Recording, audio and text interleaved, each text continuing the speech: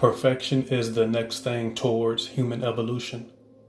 This coming phase to reach completion and in human trials, experimenting with the last drug and technology, just to achieve our greatest potential to become an advanced kind is a goal Satan has in mind for us human beings. You will be like God, knowing good and evil. That's a two-part statement. We have already succeeded the second part, knowing good and evil, right and wrong, which has already been accomplished genetically in our consciousness.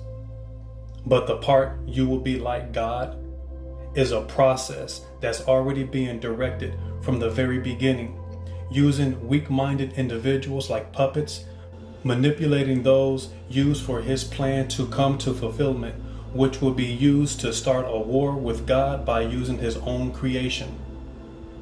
The only weapon Satan has is his mouth, tongue full of fiery lies and teeth full of deceit.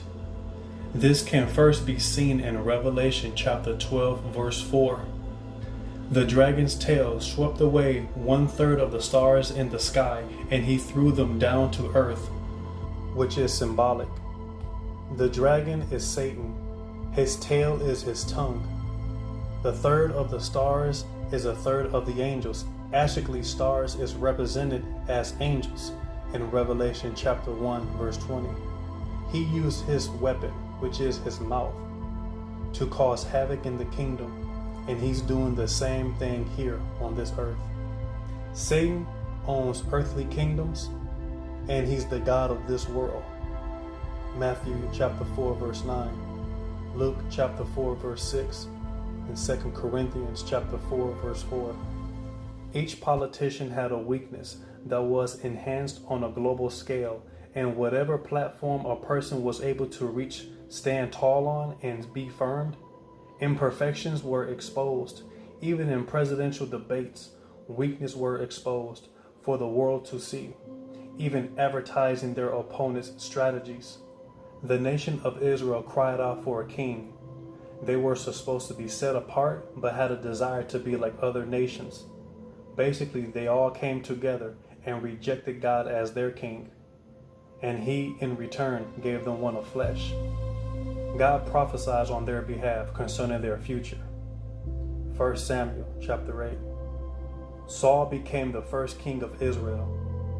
Saul had the appearance of a king. He was handsome and nearly 7 feet tall. The people got what they wanted, and the prophecies that also came with it. Nations are tired of voting. The people are crying out for a leader who will come to the aid of the people, gathering nations in peace and enriching the earth with prosperity and positivity. This king will come to the world's rescue, planning it from the very beginning as nations put this king on a throne for the world to see. The world's question: if God is good, then why he allowed bad things to happen? This king isn't going to do that. He's going to literally prove to the world that he is God. The world will seek for a sign, and they are going to receive it. This coming king will suddenly and most certainly fulfill every desire the world wants to see.